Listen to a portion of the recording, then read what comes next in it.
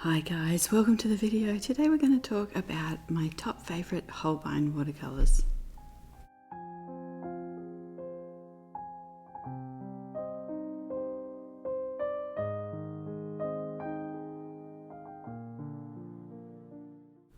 So this is the second in a series about different watercolour brands and the ones I really love from each brand. So you'll see here at the top we did the Winsor & Newton ones in the last video, and then I'm going to show you my top favourite Holbein ones today. Okay, so the Holbeins were actually the first professional grade or artist grade watercolours that I ever bought. I really love these. I loved them for a long time. These were kind of my main staples, and yeah, I'll go into a little bit more about that, but we're going to swatch them in this sketchbook. It is from a shop I'll link below. It's got the beautiful Amalfi cotton paper in it, which I really love. So here are the 5 colours, and then I'm going to introduce a few of these other colours as well, because these are some of the colours I really like to mix these with.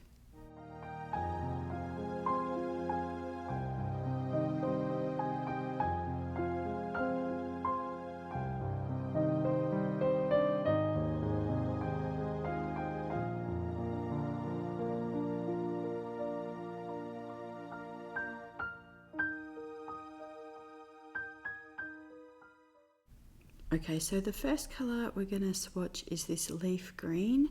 This is more of like a green gold colour. It's a really pretty one, still very vibrant for a green gold. Sometimes they're a little bit more muted, but it's nice to have this one sort of to tone down the next one, which is sort of more of a minty one. So it's nice to have these two kind of greens, more of a yellow green and then more of like a blue green, or I really love having kind of like this pastel coloured green. So this one here is called Compose Green, and you can get something like this with like a phthalo green yellow shade mixed with titanium white, but it's just a really lovely one. This next one here is Shell Pink. This one was my all-time favourite for a long time. This one, I really love all of these to be able to especially put into if I'm making palettes for someone else, because for one thing they're extremely creamy. I would say Schmincke is the most creamy watercolour, but these ones are still very creamy and easy to rewet, which I think when you're a beginner is really helpful. So this one here is Brilliant Pink. This is just a beautiful kind of ballet pink. And you'll notice that these are all pretty opaque. So there's quite a bit of white in these. This last one here is Lilac. So you can kind of use them over the top of other watercolors, but I really just love using them as watercolors. So when I use them, I'm still mainly thinking about them creating the picture from the lightest shade to the darkest shade. But the fact that they do have the opacity makes them pretty versatile, and you can kind of add these on top of other watercolors if you kind of wanted to fix something or change something, which also makes them beginner friendly. So I want to show you a couple of my favorite mixes. And the first one is Shell Pink with Daniel Smith Raw Umber Violet. I loved this mix, and I used this for quite a long time as kind of my smoky violet mix. Probably now I would mix the Shell Pink with Purpurite. I've been using that more as kind of more of a violet earth, but any kind of purples and browns, that kind of thing will make a really beautiful smoky colour. And then this one is Shell Pink with Sedona, Daniel Smith Sedona. It's like kind of a pink leaning burnt sienna. So here's the actual kind of shade. But these two create some really beautiful kind of even shadow colours and colours still have quite a lot of life and vibrancy in them as shadow colours. I also want to show you this compared to the apricot. This is the American Journey apricot. This is more of the kind of muted blush colour that I have been going for lately. I really love the Creamer Incarnate one. It's a very similar colour to this, probably just a bit less opaque. Yeah, but yeah, you can see both extremely beautiful colours, and the Shell Pink's just got that little bit more vibrance. So the next thing I thought we would do is, in one of the last videos, maybe printing with watercolors, I think it was the second last video, we created these little sheets of watercolor paper kind of to use as under paintings for mixed media or things like that, and we painted a feather. So I want to kind of expand on that a little bit today, and I listed some of these colors underneath that video because they will create more of that kind of pastel look. We did kind of more pinks and turquoises in the video, but when I was printing these sheets from when I was making watercolors, these colors are really like these kind of pastels and these kind of softer colors. So I wanted to see if we could recreate some of that today, and I've also just been thinking about these colors, so I'm gonna kind of take you along and show you a little bit of this. You can see I'm starting with the pinks and purples and kind of doing them you know, one on one side of the plate, one on the other side. I'm introducing, this is the Schmincke Ice Blue. This will be definitely in my top favorite Schmincke watercolors. I really love this one. And then I'm putting in the greens, and I'm kind of, at this stage, I'm kind of thinking more about where I want to put some of these greens. I'm also going to introduce a bit of the opera pink because let's just go for it. And then let's put on a little bit more of the Sedona to create some of those more neutrals, pare everything down a little bit. Yeah. I think as an afterthought here, I did put on a little bit more of the raw umber violet as well. And yeah, so when I'm wetting these colours, in order to avoid just everything turning into a sort of a grey mess, I'm starting with the pinks and purples, and I'm wetting those and moving those around the plate and sort of mixing colours that I know will create sort of beautiful mixes. So at this point I'm leaving all the greens untouched because I don't want everything to turn sort of a greyed and muddy mess. So I know that all the pinks and purples and the like burnt sienna type colours will work together. So you can see I'm just adding water and kind of helping those to find each other. And then once that's done, I'm rinsing out my brush pretty well, and I'm starting with the light blues, starting with the greens. I'm letting them touch the other watercolors, but I'm not mixing them far into those. So I'm just kind of letting those do their own thing, and kind of trying to let them just mix together a little bit at will, but not, you know, to ruffle them up too much. That way we're sort of controlling everything, and we are going to still get a nice print with kind of nice. So you can kind of see there when the green goes into the pink, it starts to mute everything, which is what you want in some areas of the print. But yeah, you also want these kind of brighter moments. And then I'm finishing off with these kind of the darkest values at the end, and yeah, letting that all kind of mix together as well. You can see like with the lilacs it's creating, and the blues it's creating some really beautiful colours there. Okay, so the next thing we want to do is just take a sheet of paper,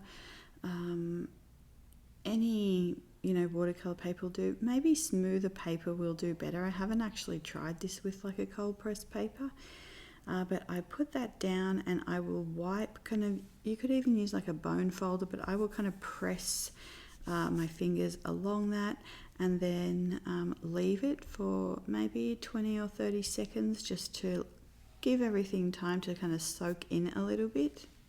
And then voila, we have a beautiful kind of more pastel version of these prints. These have been inspiring me to actually make some papers and create an art journal. So that is a project we may do, as the year goes on as well. I really love to create journals. You can see here I'm just adding a little bit more water, not more colour. But yeah, I love to create the art journals. They take quite a lot of time, but they're always so worth it, I find. They're really enjoyable to work in, and I would love to kind of fill some with papers like this and, try different things on top of them. So.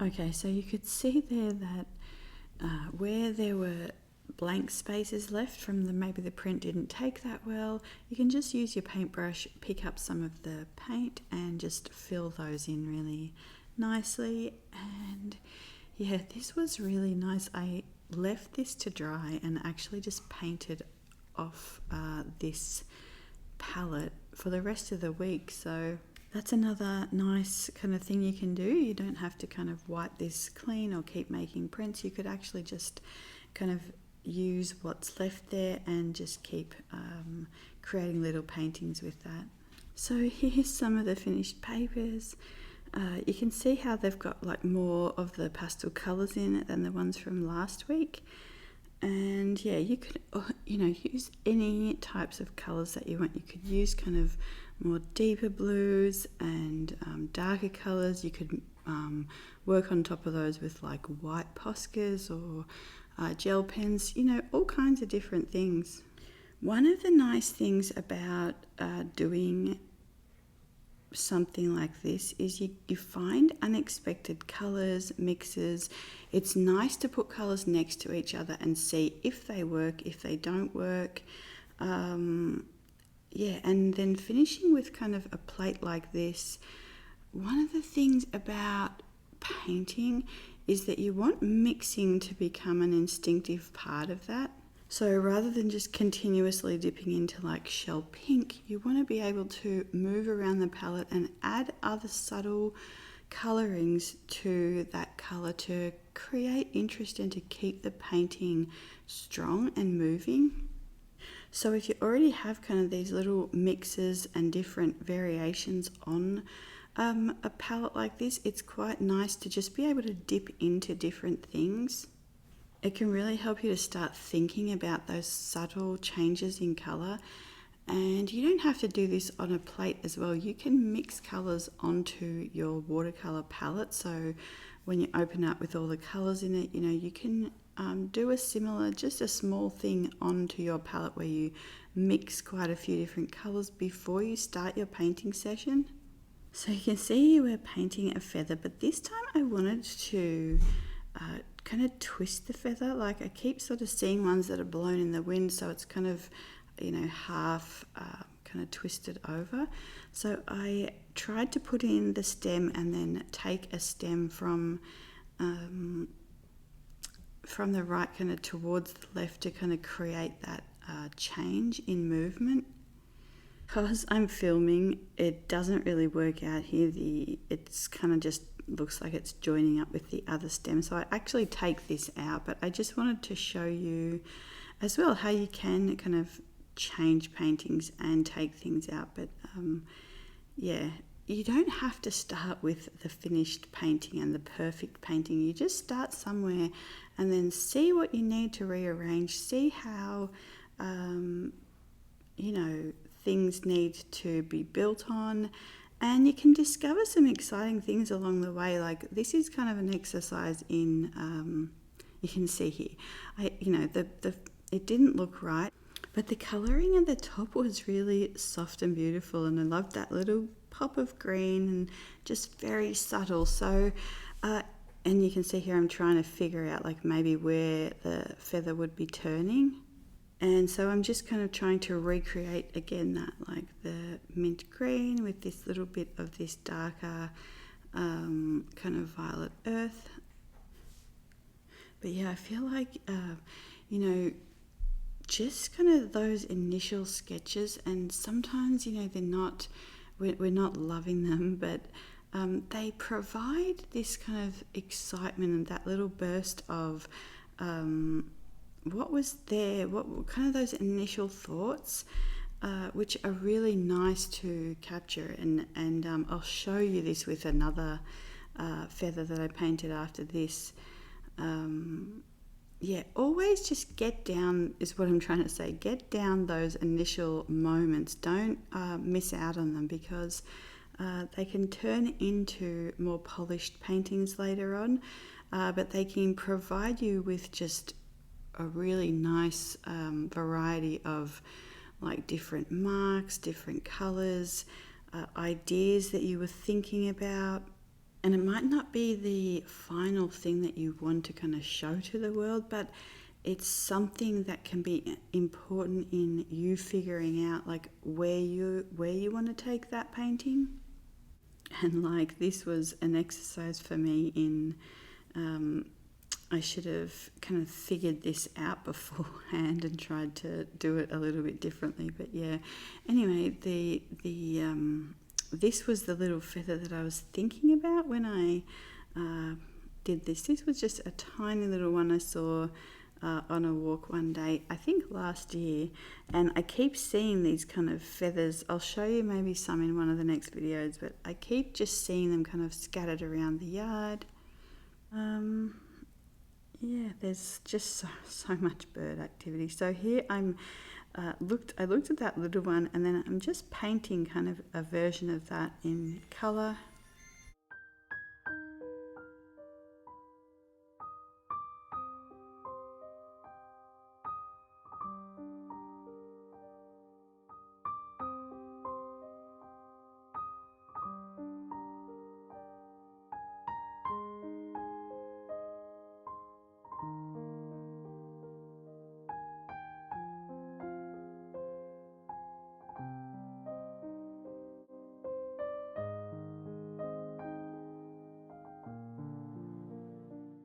One tip that I have for using opaque watercolors like this is it's a good idea to pair them with a transparent watercolor. Create that sort of lightness back in painting. And then also you can obviously see I'm using quite a lot of water and not very much pigment, and that again helps to soften it. But I think it's harder to actually video opaque colors because it just doesn't come through, like it's not as sort of bright as it looks in real life. But yeah, the other thing I was going to say is, and we are going to just do a little pencil sketch here of it, but the other thing I was going to say was I bought these as 5mm tubes, so they're just a little bitty tubes, and it was like $25 for 5. And I really liked that in the beginning because you could get more colours to try. So yeah, that's definitely a really good option if you're starting.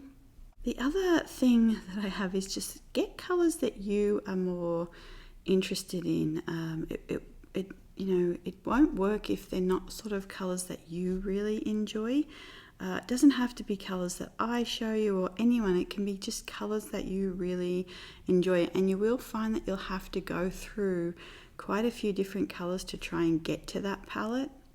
I also just really enjoy sketching things in like a coloured pencil rather than maybe a lead pencil or something. But yeah, you can see I'm still sort of thinking about this feather turning, and it's always difficult when you kind of have a new idea to figure out the mechanics of that.